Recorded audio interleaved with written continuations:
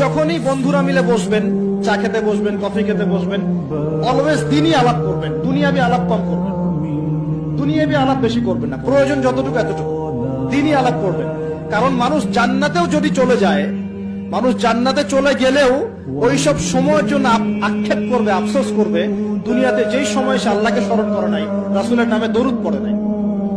তাহলে যদি কোনো জায়গায় বসে পড়েন, বসে পড়ে আলোচনা করতে থাকেন, ওঠার আগে কমপক্ষে বলবেন সুবহানাকা আল্লাহুম্মা বিহামদিকা আশহাদু আল্লা ইলাহা ইল্লা আনতা আস্তাগফিরুকা ওয়া আতুবু ইলাইক।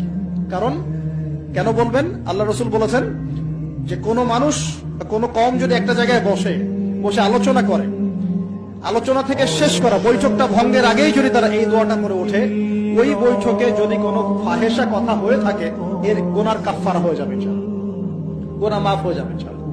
আর যদি ওই বৈঠকে ভালো কোনো কথা হয়, ওই কথাগুলো কিয়ামতের মাঠে তার জন্য দলিল হবে ইনশাআল্লাহ। এই দোয়াটা পড়ার চর্চা করবেন।